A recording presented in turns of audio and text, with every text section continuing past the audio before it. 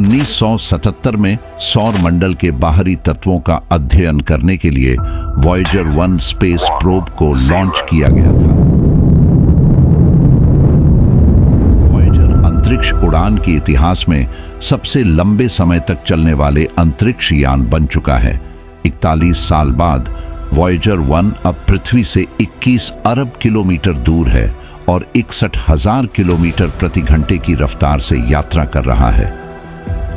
Voyager पृथ्वी से सबसे दूर मानव निर्मित वस्तु होने के बावजूद हम अभी भी नियमित आधार पर इसके साथ कम्युनिकेट करने में सक्षम हैं।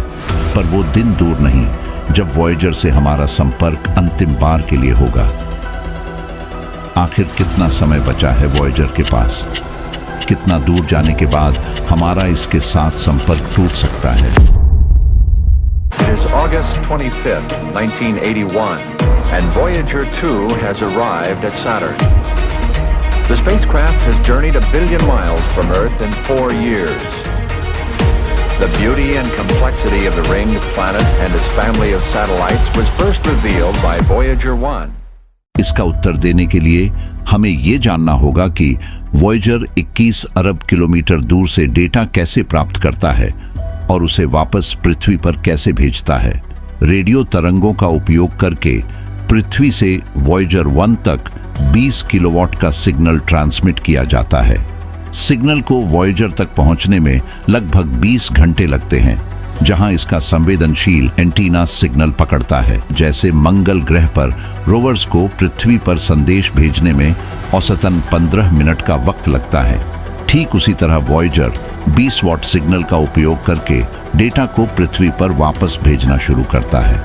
जैसे जैसे ये सिग्नल अंतरिक्ष में यात्रा करता है, इसकी शक्ति कमजोर होती जाती है और जब यह पृथ्वी तक पहुंचती है, सिग्नल का पता लगाना मुश्किल हो जाता है।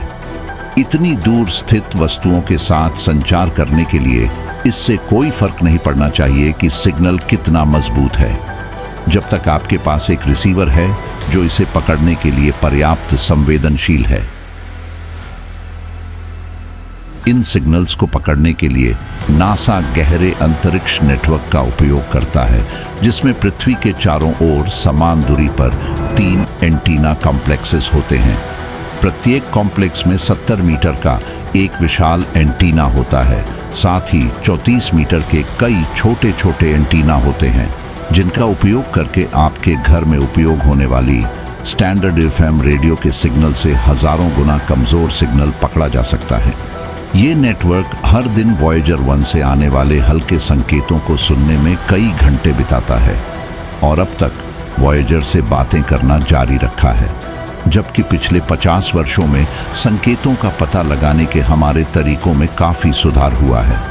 हमारी वर्तमान तकनीक के साथ इस बात की कोई सीमा नहीं है कि हम अंतरिक्ष में कितनी दूर स्थित वस्तुओं के साथ संचार कर सकते हैं।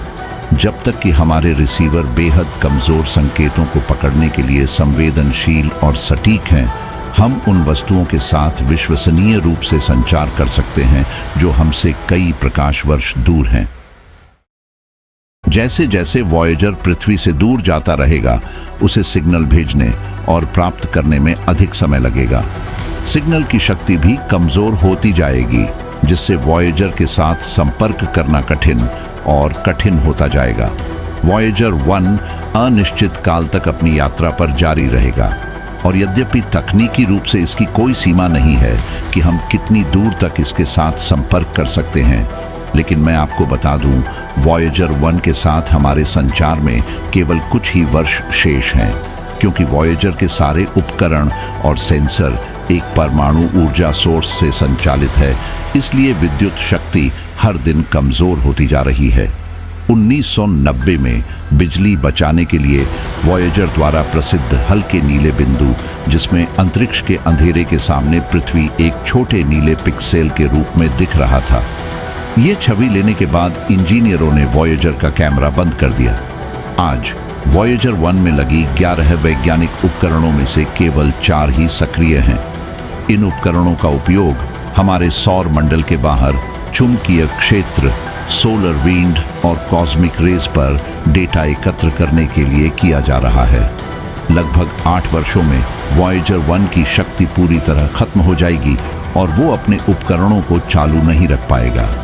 वैज्ञानिक वॉयेजर के साथ संवाद करना जारी रखेंगे और इसके द्वारा एकत्र की गई महत्वपूर्ण जानकारी तब तक प्राप्त करते रहेंगे जब तक कि यह अंततः अपना अंतिम डेटा नहीं भेज देता है और चुपचाप अंतरिक्ष में गायब हो जाता है। हालांकि वॉयेजर स्पेस प्रोब का अंत निकट है। हम उसकी अविश्वसनीय यात्रा और उसने हमें जो मूल्यवान विज्ञान सिखाया है उसकी सराहना करते हैं।